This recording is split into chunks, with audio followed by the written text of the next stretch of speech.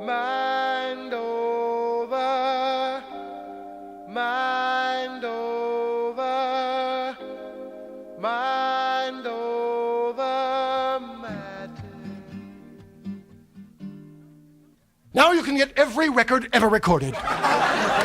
Yes, in this one-time only mixed bag special, every record ever recorded. From the same people who brought you hits of 51, 52, Hungarian love songs, songs that begin with the letter P, every possible combination. Every record ever recorded. We mean literally that. Every record ever recorded since recording began. We drive a truck to your house and deliver every single record ever recorded. You get classical. Ich habe genug, Cantata 82 by Bach. Ich habe genug. Johnny Cash, I Walk the Line. Lithuanian language records. Sesu, yes. Sesu, yes. Sesu. Chances are I want to know. Yes, every record ever recorded. Plus, if you act now, an ice crusher. How do you do? My name is Conrad Jarvis, and I've been dead for 6 years. But this record offer is so spectacular, I had to come back to tell you about it.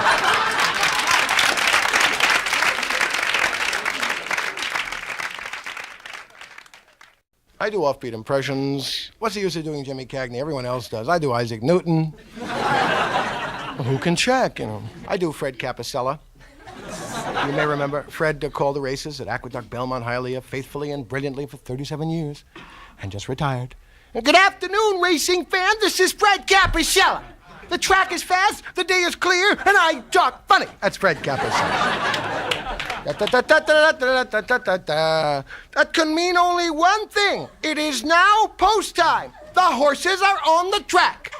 The horses are on the track. They're off. Tambourine on the outside, Rickshaw second. Wilhelmina's Baby third, Claptrap fourth, and Yum Yum on the outside fifth. The clubhouse turn first time is and he's always so objective. He doesn't care who wins. He's too smart to bet, you know. In his job, you can't get involved, really. Tambourine coming up quick on the outside run, you son of a bitch, run. There goes the rent for crying out loud. Oh, yeah. PA is on, everyone hears them. And his home life is really very similar. He's a very lovely man. He's very much the same type of man with his family. Good evening, Mary Capicella. How do you do, Billy Joe and Tommy Capicella? Well, here comes Mother with the dinner. I want the fruit cocktail first, split pea soup second. Roast beef third, mashed potatoes fourth, apple pie fifth, and the coffee on the outside second.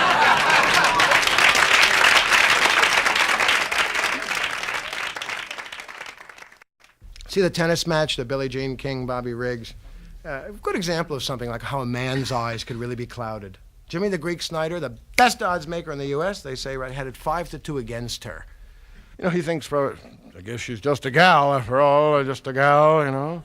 Just a little gal. Just a little gal. What do you think, she's gonna fall apart in the middle of the match? Time, my period, just a minute. Oh, God, you got a my doll? Oh, Christ, this is horrible. My nail broke. Time out. Shit, well, it doesn't upset me so. It's just... Are you kidding? She's a champion. Did you see those legs on her? Forget it. You give her 70 more pounds, she'll not only beat you in tennis, she'll kick your teeth down your throat. She's just a little girl, you know. Women get the back of the hand a lot on television, you know, as if they're not insulted enough. But there's one, my wife. I think I'll keep her. What is she, a pet turtle? Thinks she'll keep her. On Sunday afternoon, during those football games, there's very little pantyhose advertised. You ever notice that? They're very masculine commercials. Very machismo. Very tires that grip the road. A lot of baritone voices. Here's commercials with hair on them. Real heavy. Black & Decker, $69.95. Cut your arm off with that, you son of a bitch. Build a table for your family. Do something masculine. Cut a tree. Do something.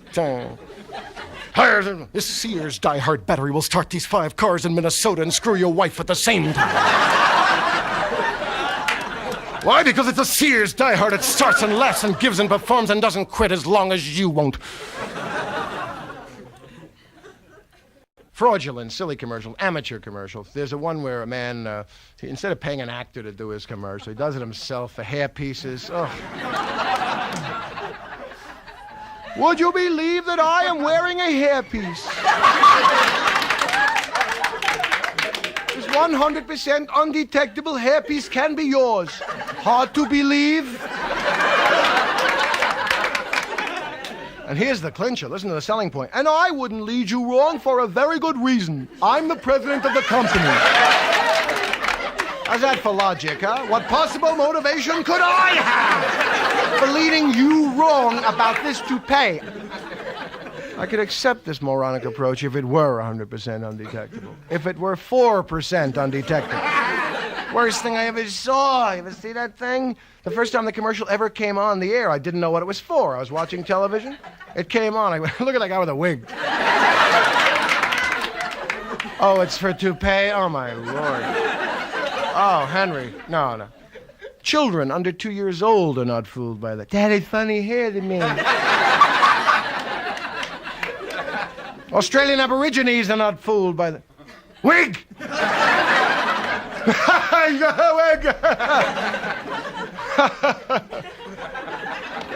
100% undetectable. Looks like a piece of lettuce on his head.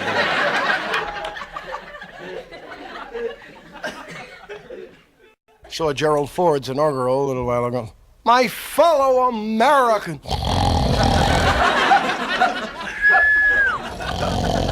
He's another great orator. Let's hear it for those nice, crisp, new, fresh ideas. God knows that God willing, I wouldn't have minded the whole thing if there was a little more candor about why he was there to begin with. My fellow Americans, before God and my country, I'm here today because the last guy was a crook. I'm a mediocre man, but the last guy was a felon.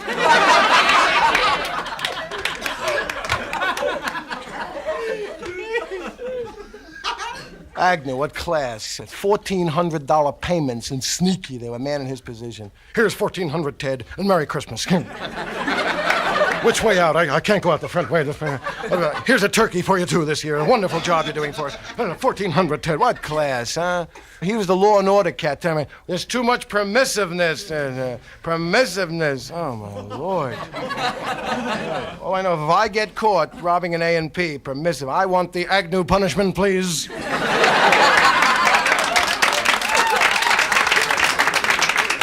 I'll take the Agnew method, please, if I may. I'd like to opt for the Agnew. According to my calculations, 16...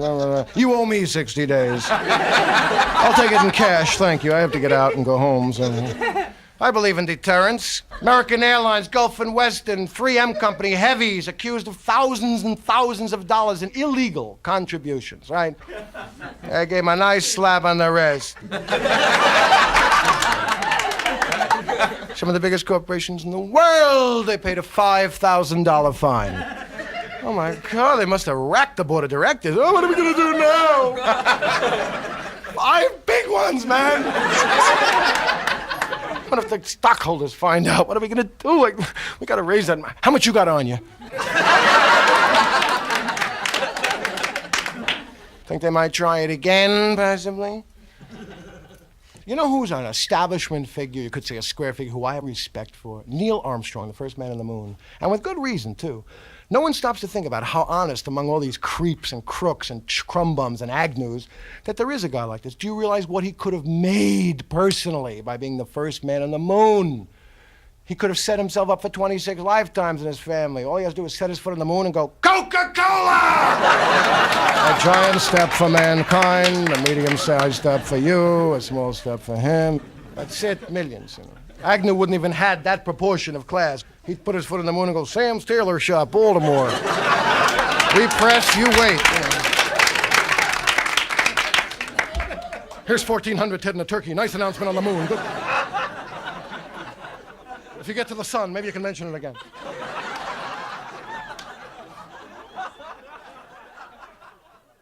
Illusion, illusion. Jacques Cousteau.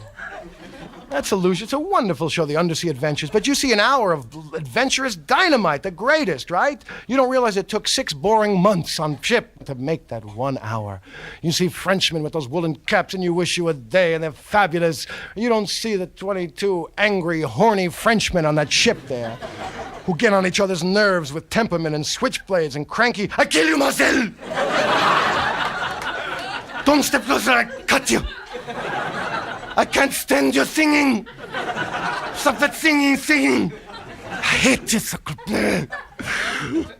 Get your hands off that seal! That seal is my seal, monsieur! The walrus Otto is yours!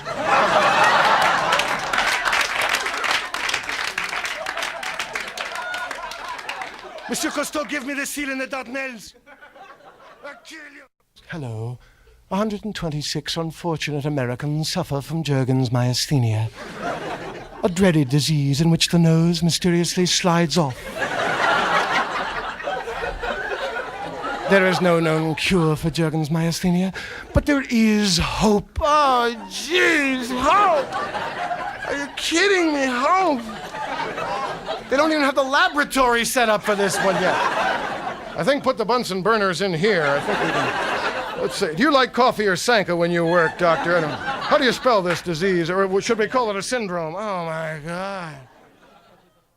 People want to believe. They're always looking for something. Mysticism. More and more people say, what is your sign? Now, I know a lot of bright people are into that. I only object when it becomes a substitute for decision-making. I'm sorry. You Capricorn with an Aries rising? I'm sorry. We'll not hit it off, please. I don't believe in that. I've had too many people guess my sign. They take 12 guesses. Oh, Aquarius, I knew it. Your moon. Where's your moon? Pardon me. I don't know. Where's your moon? How are you? People want to believe desperately, though. Have you ever seen a horoscope column in the paper that would not work for your date? You'll stretch it if it doesn't, you know. A good day to ask for a raise. Yeah, right on. If I had a job, I would ask for a raise. It's perfect, man, I tell you. Somebody gave me a couple of 650 tickets a few years ago to see the Maharishi Mahesh Yogi at Madison Square Garden, which is the perfect place to hear about something intimate like transcendental meditation. I walk in from the 650 seats. The Maharishi looked like a little raisin on a marshmallow. And you heard this really religious sound like, transcendental meditation is the only way to be. Hey, get your Maharishi buttons here. Hey, Maharishi buttons. Hey, Maharishi buttons here.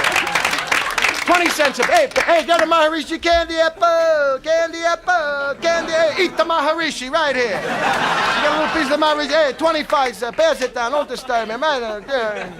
Transcendental meditation. Now, Americans are willing to meditate, but it's always got to be in their own terms. Can they accommodate it to their own convenience? They want to know, can you smoke when you meditate? You know, I'm divorced. Can I still meditate? A girlfriend told me that I couldn't. Can you meditate on the toilet? It would save me endless time. I was wondering if I could combine the two. I don't know about mysticism. The jury's still out in my head. I just don't know about mysticism. I do know that I worked last Yom Kippur on the Jewish high holiday. The next morning I had a tremendous pus wart. I do know that. That talks to me, Jim. That tells me right where it's at.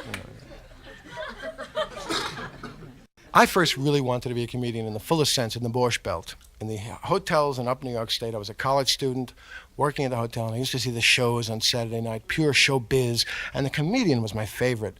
And he'd come out, be introduced. For the fourth time this summer, ladies and gentlemen, will you welcome the fabulous Mickey Lee? You know, he's a quick name like that. Mickey Lee, hey, never Boris Novanovich. Mickey Lee, hey, come on. And always a lot of quick energy, a lot of put down. It was amazing. The thing was insult right away. I'd go to a bald, hey, you bald-headed man, you look like a Jewish Mr. Klein. You two bald-headed men, you put your heads together, you make an ass of yourself. But seriously. Then maybe a lip service to intellectual jokes like, Dean Rusk, you know, something quick. Just one name, you know, a quickie, you know. And then into the joke. And the part that mystified me the most, these English jokes with the Yiddish punchline. I don't understand Yiddish. And I'm listening to the guy's story, and it's a beauty with great timing, and it leaves me hanging there, you know. You know what happened last night? I went to my wife. I said, let's make love. She said, I can't. Went to the doctor, got a pill. You know what happened?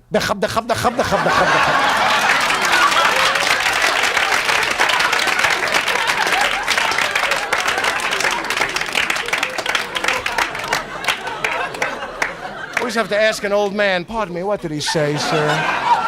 I have your gizzard in the heavenly hell. I see, thank you. Usually an idiom, it doesn't mean anything. And they play the minestrone circuit too, so-called. A lot of Italian hotels. And just as an example, it's interesting to see a performer gear himself to the ethnic group he's playing wild. In the Italian hotel, it's a much different approach, more subdued. Comes out, hey, buongiorno. You know. Then he starts throwing out Italian words to get in good with the audience. Hey, pizza.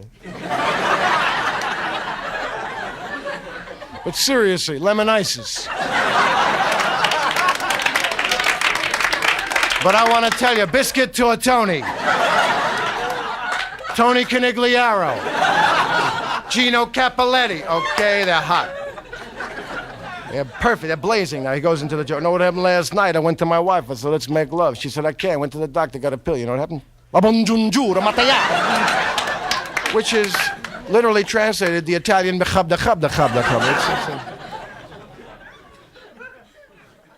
We have a priority system, which athletes are, for some reason, at the very top. Now, I could accept this when I was 8. I lived a mile from Yankee Stadium. It was Mickey Mantle. Jeez. Mickey. Oh, man, I love you. I love you, Mickey. You know, when the Yankees lost the World Series in 1955, my sister very unwisely went, they lost the World Series.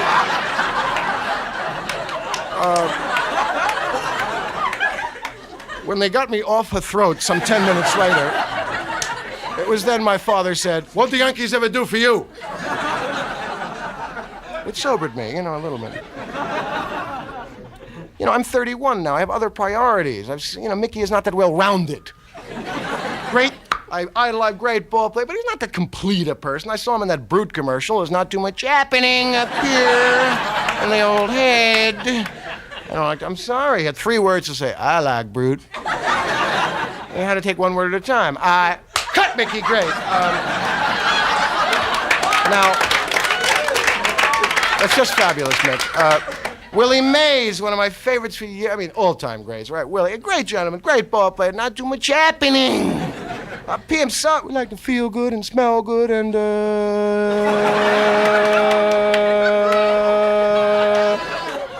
I mean, they make such gods out of him. You ever hear Chris Schenkel talk about Arnold Palmer, the golfer?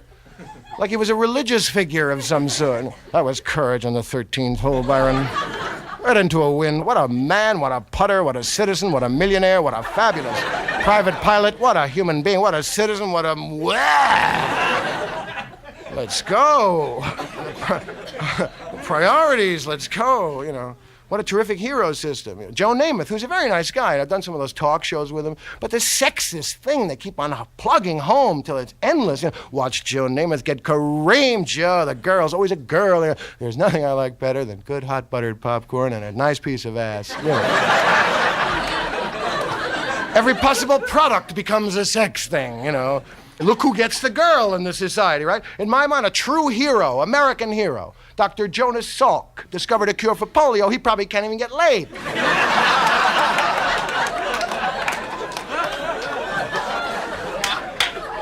There are not that many scientist groupies hanging around waiting for it. Hello, Dr. Salk. My name is Myrna. I love you, baby. I love you. I love the little spectacles. I love the hair, and I love you. Sulky, baby. I love you. Funny thing happened the other night before the Knicks game. The national anthem record didn't work in Chicago or something. Sent everybody into a panic. What can we do? Can we forfeit the game? What do we do? We can't start they didn't play it. It broke. And the national anthem is 2-0 in the favor of the home team. We can't start the show. We can't put a game without the national. We have a national anthem fetish in the United States. When I go to Madison Square Garden to see the Knicks play, I didn't forget what country I'm in. Where are we, Bill? Belgium? Oh, say. Oh, thank you very much. We're in America, I forgot. The fans of the big game are chomping at the bit to get the game over with. They're clapping sooner and sooner. And the home of the... They're starting at the beginning. Oh, say... There's a message there somewhere. Come on. It's a 4-octave range. Even Metropolitan Opera stars can't cut it. And the Rockets rock. When have you ever done that song in 1 octave? Oh, and the Rockets. You have to switch gears like a 10-ton Mack truck. It was written for a goose. I don't know who could sing that. Super Patriot Glenn Campbell forgot the lyrics. Streaming. What is he, from Latvia? I didn't forget the lyrics ever. Some of them are so nervy, last forever, with priests and invocations and rabbis before the game. Come on, it's a football game. Join us now in honoring America with the longest known version of the Star-Spangled Banner with Anita Bryant, the Bible, oranges, and the 101st Airborne Division. And the players, the amphetamines are starting to work at this point. Come on, they can't stand still. They do a nice job of it. You can bet they're told to please stand still. They don't want to. Well, they're monkeying around with it a little. Like even Glenn Campbell gives it a little twist to the song. It's not a terrific song. The first person to really change it was Jose Feliciano. Remember that? About 4 years ago, the World Series. Oh, say, mira, can you see? A little quick change, you know. I figured he must have figured they wouldn't kick the shit out of him because he was blind.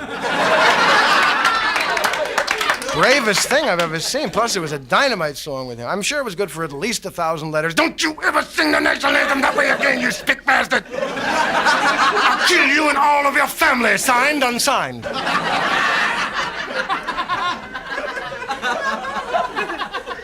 Written by the same gentleman who's in charge of the Veterans Committee to bring the disabled veterans to the game, you know. Then he proceeds to stand in front of their wheelchairs for 2 hours so they can't see the game. You ever see that? And they make them leave early with a 7-7 tie, 2 minutes to go.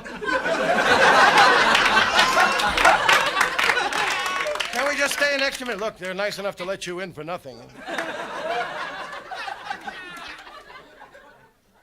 Sure, we're digging for oil off the Louisiana coast, but they're still going for the shrimp. And things have hardly changed in these 15 years. Black shrimp are just as good as white shrimp. It's been proven time and again.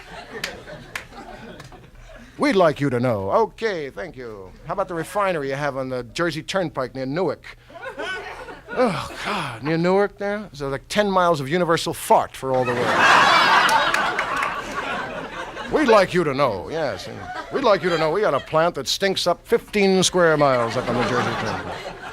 Bud Wilkinson here to explain the law of supply and demand. We have all the supply, so we can demand whatever the fuck we want.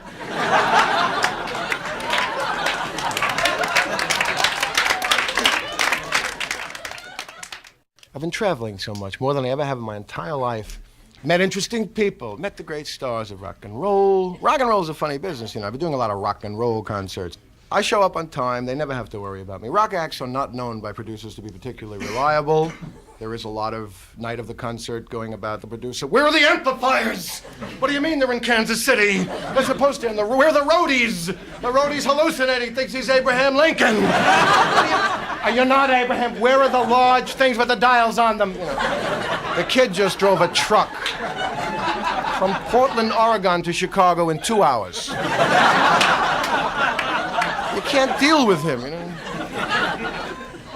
I met some people that I've long admired tremendously, like Chuck Berry. It was so much fun to meet him at the Helen Reddy show. We were introduced, we shook hands, and I said, glad to meet you. And he said, far out. Isn't that perfect for Chuck Berry to say?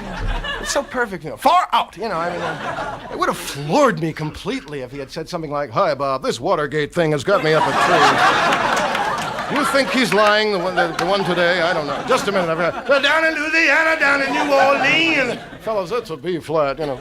No, he's really Chuck Berry. He's Chuck Berry.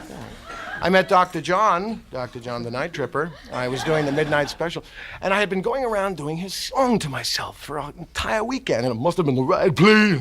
Humming his song everywhere. It must have been the wrong time, but it must have been the right... Wait. In truth, you cannot hum his song. It's awkward.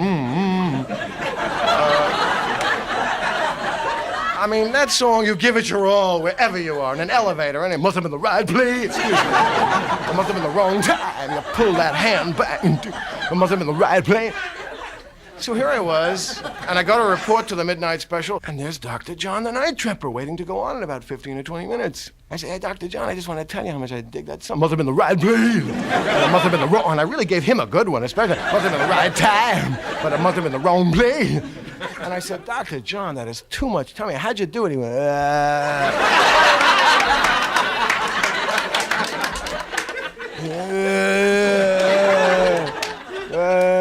I said, it's far out. Working conditions in a club are important to me, like the help. Waitresses, waiters, sometimes they're not very keyed into the talent. You know, the aesthetics of the job have nothing to do with them. They wait on table, that's it. They don't care how good you are, bad you are. In the Troubadour in Los Angeles, there was this very tough waitress who walks up to me before a Saturday night show and goes, hey, don't do a long set tonight, you fucker. Well, I stunned me, I pretended to be cool. I said, I can't worry about such mundane things as the length of the set. I have to be concerned with the actual quality. She said, pardon me while I fart. And by the way, you're all right, she didn't even dislike me. The men's room is something that I'm interested in when I work at a place. I'm going to be there 4 nights. So I see, okay, most of them are calculated to make me hold it in for the 4 nights. The Improvisation in New York, they have a toilet men's room there that you put paper on the knob when you go in.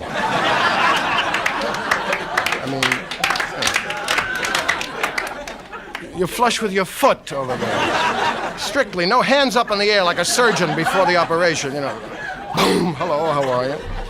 People walk in and out. This is from early training. You never forget stuff. When your mother told you, don't ever touch a public toilet seat, Lloyd. Things jump off of it. Public toilet seats are the worst things in the world. World War II was created by a public toilet seat. Put paper down. Don't ever touch a public toilet seat. Squat. Hover. Do anything. Use someone else's ass if you have to. Don't ever touch a public toilet seat, Lloyd. Promise, Mother. Okay.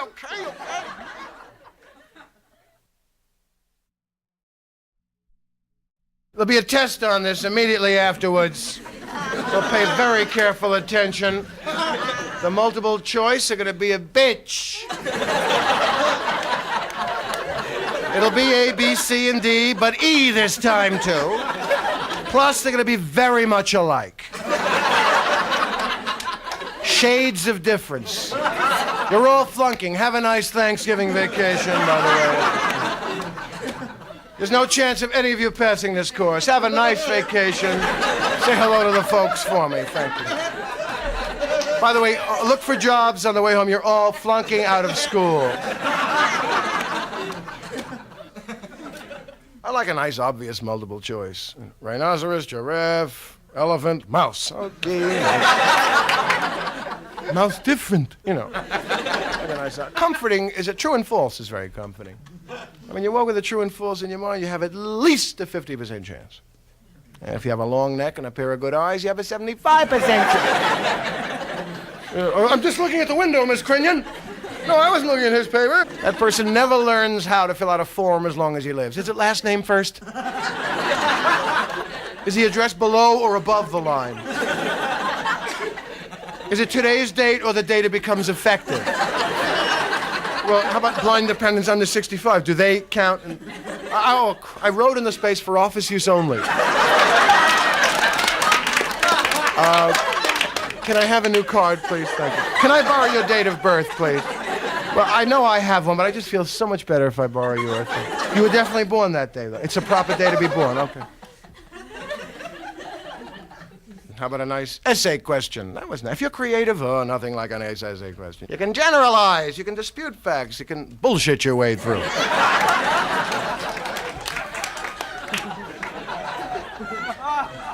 You stay up 2 nights, walk in, look on the blackboard. Compare the civilization of Mesopotamia with ancient Rome. Shovel, please. All right. Dig it out. Knock it on. Form it nice. That's it. Well, it looks like a C+ already. That's with the first load. That looks beautiful. I mold it nicely here. Some nice phrasing. Good words. Renaissance. Agriculture. Domestication of animals began along. The religion of the Mesopotamians was compared with in terms of the community's development, in terms of.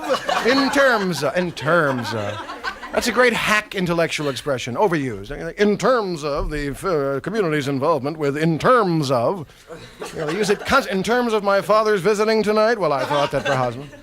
You're asking me if that's black or white. Well, in terms of the hue or what other imperatives? I speak out of experience, by the way. I went to college and I received the International Relations paper back with a C- and get a bigger shovel next time. That's true. That's what inspired that. Yeah, I deserved it, too. I went to Alfred University in Western New York State. There you go. There's Alfred. One clap, of course. It's a one-clap school. It's the kind of school. People clap with one hand for that school. It's all right. I remember at the time Lovejoy's College Guide would accept you, Alfred, if you were in the top 105% of your class. If you had $20, you could reach the bursar. You were in that school if you so desired. But I remember that first day at the dormitory. I was rather young, and I was, away from home. And I wanted to meet the guy in the dormitory room next door, and I waited patiently. He was decorating his room with a swastika mobile.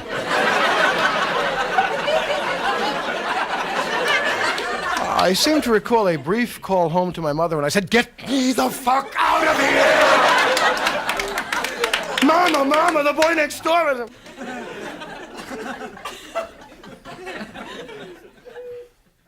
Graffiti is a disease, mostly Eastern, I guess, and maybe men's rooms are the biggest collection. I have seen graffiti, and graffiti can really run the gamut. The best I've ever seen, I mean, and I did a concert this past year at Harvard, at the Sanders Theater there. Above the urinal in the men's room was a 3-panel job on the wall. Fabulous, with quotes from the Bible and Nietzsche. I got so interested I peed on my shoe when I was painting it. Like, bitter end in New York, there's stuff on the wall like Vinny eats it. This is a shitty place. Smile, you're on TV. Want a good one? 243-8188. With very primitive drawings of genitals that miss.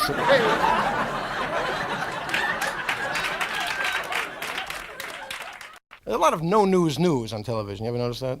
On a particular Wednesday, nothing happened, no terrific accident, so they have to really delve, especially on the local news where they give them an hour, so they get these stories that are really from way out, I'm Milton Lewis, Channel 7 Eyewitness News. If you're looking for something to do in Fun City, there's no better place to look than East 33rd Street, where Mr. and Mrs. J. Capito have been stringing pearls for 14 years. Mr. and Mrs. Capito, how long have you been stringing pearls? 14 years. What color pearls do you use? Red, Milton, green. We used blue last week, didn't we? Blue. Do you like stringing the pearls? Yes, we all enjoy it very much. My 4-year-old daughter. Come here, Gwendolyn. Come here. Oh, this is your daughter. Do you enjoy pearl? No. Very precocious child. Well, no one knows for sure just how many pearls have been strung. One thing is for sure. This is Milton Lewis, Channel 7 Eyewitness News.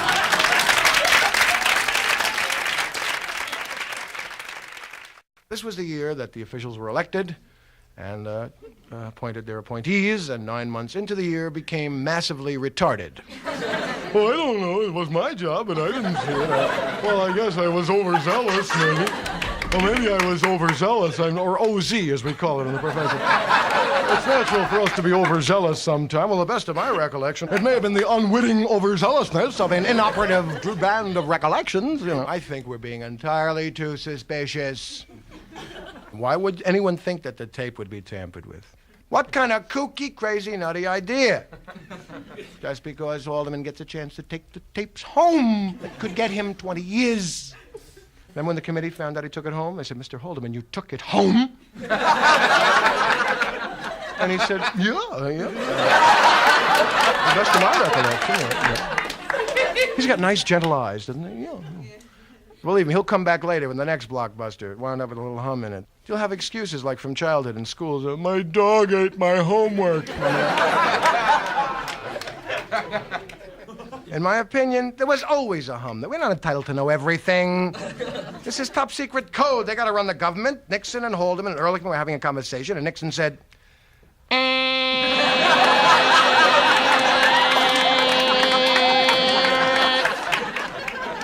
Haldeman went, and Ehrlichman went, and Rosemary Woods was typing the whole thing down as quickly as she could. Quite an acrobat, Rosemary Woods. Well, Your Honor, the phone rang as usual, and suddenly my hand went up here, my foot went here, my nose went there. I think my teeth did it. I think my... Well, I know it is 10 feet spread, Your Honor. I am from a circus family. I don't know if this is generally known. Yes, sir. We were a circus... The Flying Woods. And, Rosemary Woods did say that she was at Camp David and she was transcribing these tapes. And President Nixon just came over the office to say hello and saw how hard she was working and began to, quote, play with the tape recorder for a few minutes. Now, he is known to be an amateur pianist, I know, but... Rosemary, look out the window. Hey, give me a little kick it, break it. What's that, Mr. President? Nothing. Rosemary, look at the snow out Camp David. It's gorgeous. Pull the plug out, rip the tape up. Come here, Rover, eat it. Oh, Mr. President, what happened to the tape? You know what I mean? These brilliant evasions. You know, Ehrlichman, when he was in front of those committees and stuff, he's this eager man with his mouth always moving and this frown of attentiveness. He has the bullshit ready before the question is through. In the middle of the question, yes, Senator, I know what you're asking. I knew you'd ask that. It's a good question. They asked him a question. Mr. Ehrlichman, did you ask your subordinate to throw that briefcase in the Potomac River? With the evidence, and he said, well, Senator, not necessarily the contents of the briefcase, but the briefcase itself. Briefcase itself? I tried to concoct a story one afternoon. How could that work? Why didn't you throw it in the river for? If you don't like it, you throw it away. Give it away. Hello, Bill. This is John Ehrlichman at the White House. Yeah, you know that scuffed, ugly lizard briefcase? The one with the broken strap. You even recognize. Nauseating, isn't it? Throw it in the river. Yeah, no, what's inside? The evidence? That's the only copy, too. No, don't throw that away. That's illegal. That's illegal, Bill. Bring that back here, and we'll have to give it to the court. You said it could implicate me real good, okay? When he found out they threw the whole thing in the river with the papers, too, he was fit to be tied.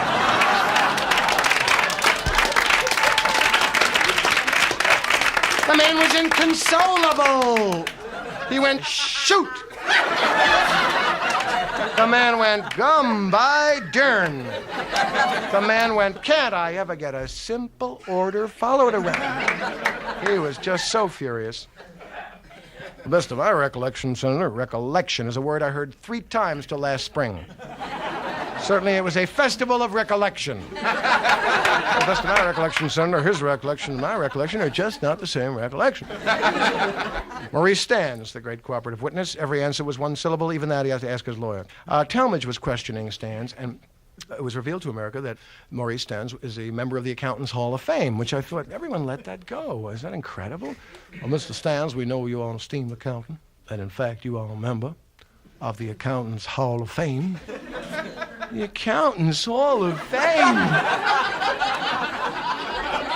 Boy, how's that for a place to take the wife and kids on a Sunday afternoon? Well, Billy, you've been hawking me for weeks. Here's the Accountants Hall of Fame, son. Gee, Dad, thanks. Here's the Babe, son. He cheated the government 18 times. That is Babe Duncanson. He was a famous accountant. Yeah, I love the brilliant maneuvers, though. To watch it, it has its amusement, like the John Stennis, Senator Stennis compromise. The court can't hear the tapes, the people can't hear the tapes, the Congress can't hear the tapes, the judge can't hear the tapes. But John Stennis can hear the tapes. He's got the perfect credentials. He's a 73-year-old senator from Mississippi. Has just spent 6 months in a hospital, a veritable Rip Van Winkle. Perfect man. He's gonna come out and listen to these tapes. He can't hear the dinner bell. His wife has to put it right next to his ear. John, dong, dong, dong. Coming, darling, you know. The black servants in his house do bits. It's in the stillness. You can't hear shit.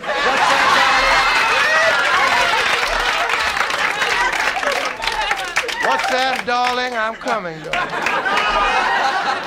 Perfect man to hear. What a brilliant maneuver in history that was. Why couldn't the tapes record that when President Nixon said to Alexander Haig, Al, get me a deaf senator. I'll do the rest.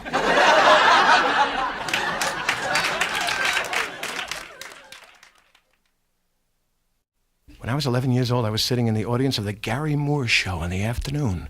And he said, we're going to go in the audience now and ask a question. And my heart went bum, ba, bum, ba, bum, ba, bum, ba, bum, ba, bum, ba, bum.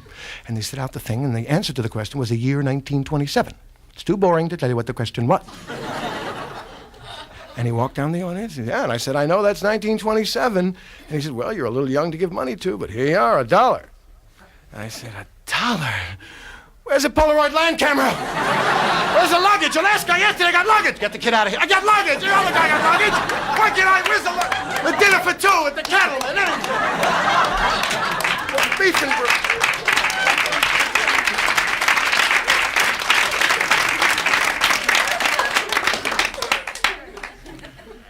I was on the Jeopardy show this past year. They called up the game show Jeopardy. Best one of them all. I don't care what anyone says. It requires some smarts, you know. And they called up and they said, hey, Robert, would you be interested in doing Jeopardy? We're having celebrities this week as a celebration of NBC's. I said, thank you very, very, very much, but I'm far too hip to be on Jeopardy. I have credibility with college audiences. I can't sell out. I'm sorry. They said, well, it's $1,000. You do all the shows in one day. I said, well, maybe I can go down there and sort of observe and be the kind of underground, as it were, anti-establishment counter. Okay, in the car with Phyllis Newman and Jean Shalit, my partners. Phyllis Newman's very smart, you know, and she's the kind of girl you remember from school when you were a kid, and she would say before the test, I don't know anything. I'm gonna fail. I don't know anything. I'm so dumb. I didn't study. Blah, blah, blah, blah, blah.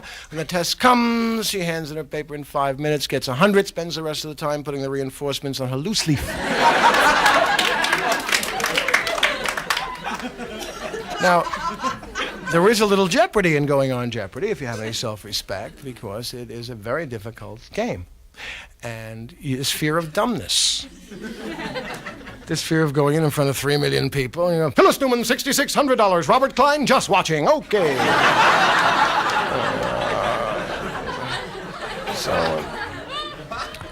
We go down there and met Art Fleming in the hall. Hi, what is hello? Hi, what is Robert? Hi, hello, hello.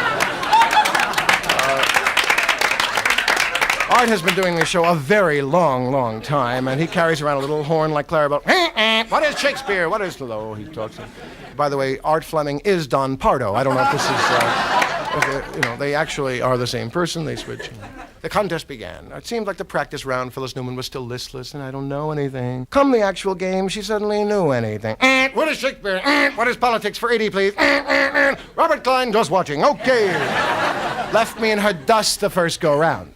They made us play for a charity, which was El Drago. I tried incorporating the Robert Klein Memorial Book Fund of Tuscaloosa, Alabama. Unfortunately, they had already given to the book fund. And I played for Vietnam Relief, which was a legitimate little Quaker organization that was trying to send some blankets to Vietnam.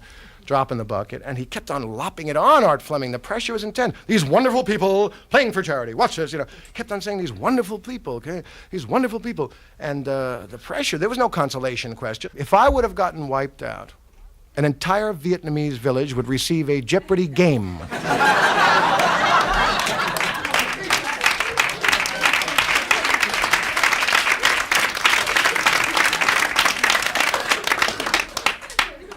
I have a long television history. I was originally on the Ted Mack Amateur Hour, no kidding. When I went to Dewitt Clinton High School in the Bronx there, I had a rock and roll group. We were called the Teen Tones. And it was 1956, 57. We used to sing in the toilet over in the school for the Echo. I love you, so will you. I love you, so. You always sang at a lisp when you sang a 50s lead. I love you, so, darling, can't you see? And we got cocky in that. Hey, let's record. Come on, let's record. We sound good. Let's record. Come on, well, let's record. Unfortunately, we could not find a record company executive to come to the toilet to hear us. And we only sounded great in the toilet, you know? Anywhere else we sang, we sounded like we were singing in a toilet. I can't explain. The toilet, it sounded like a recording studio, you know? So we had to settle for the Ted Mack Amateur Hour, which were on in 1957. We sang Sunday Kind of Love, fast. I want a Sunday kind of love. Bah, bah, bah. We were defeated by a one-armed pianist.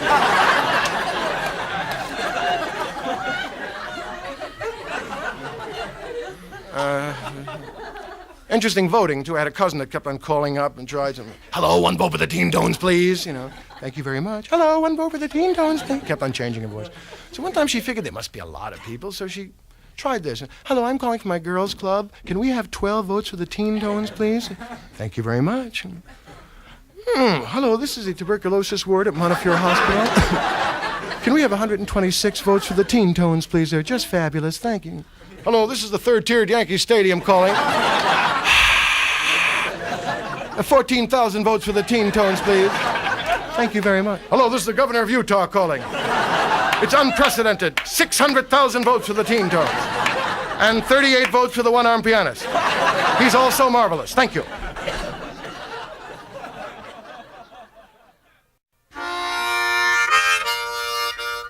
I love the harmonica. It's a neat, nifty little instrument. Every Civil War movie, there's always a night before the battle, gathered round the campfire, a guy playing the harmonica singing.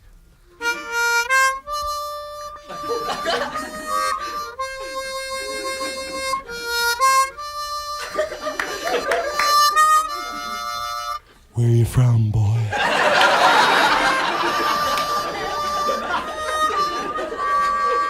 Virginia, sir.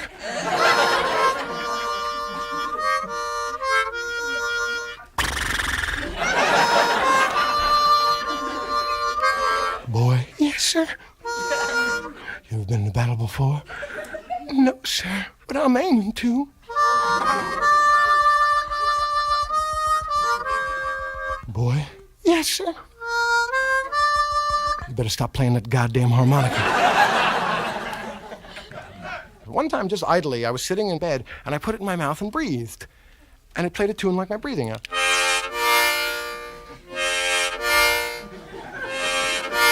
With no hands and breathing. And I thought to myself, this would make a hell of a nurse's aide. If a guy is sick in the hospital, a nurse can slip one of these in his mouth, hear how he's breathing, go away, play cards. Any problem, she hears right away, musically.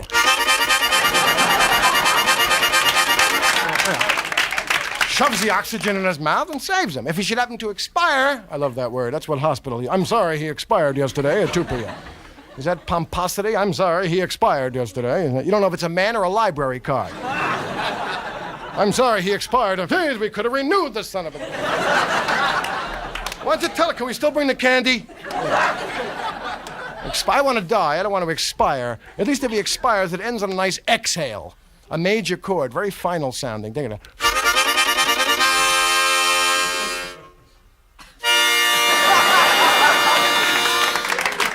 The exhale is out. It's perfect, you know. You can go out your own way. A little pompous, little style. It's a whole lifetime after all.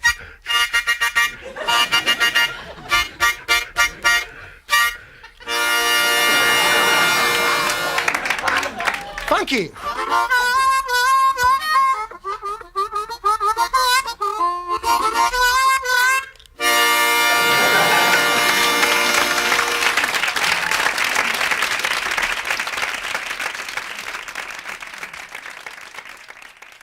Remember the first time you smoked pot and you thought you had a neon sign that said, Stone, stone, stone, stone, this man, stone, this man, stone, police, stone, this man, stone, police, stone. And your friend said, it's cool, you see, because don't worry, you know, they don't really know. Mind over, mind over, mind over matter.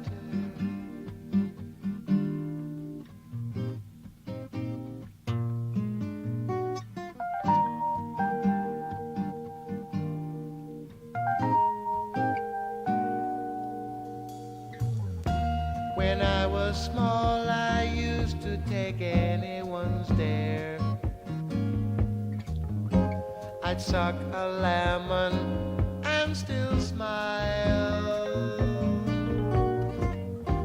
For my encore, I'd chomp on a worm or two. The crowd applauded, they went wild. All the kids thought I was a great magician. The most amazing tricks they had ever seen. They couldn't believe that I could really do the things I did. Well, at 17 I spent my time thinking of jokes, clowning around. It seemed just simple common sense. I couldn't fight and I couldn't run very well. My humor was my self-defense. No one hit the jester while he was jesting. If someone called my bluff, I'd have lost the game. My heart was beating faster than I could count, and I can tell you I was scared, but there was one way around it. I had my head and I learned how to use it, so some dinosaur couldn't punch and abuse it. No, I had no punch, but I had a few punchlines. Mind over, mind over, mind over actor. Got a mind, so use it. Don't you toy with or abuse it. But most of all, don't you lose it. Don't lose your mind. Well, I made it through the years, and my mind has made it too.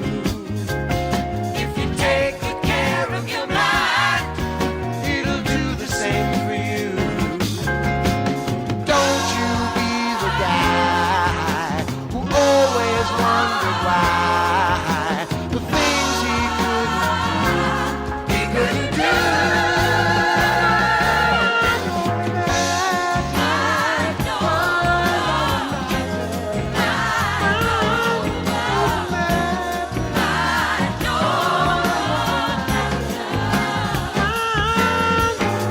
You got a mind to stay with, to live each and every day with. So don't you ever play with your mind. You got a mind to use it. Don't you tamper or abuse it. But most of all, don't you lose it. Don't lose your mind. They're hard to find. Got a good mind, got a good mind, got a good mind, got a good mind. Boy, don't let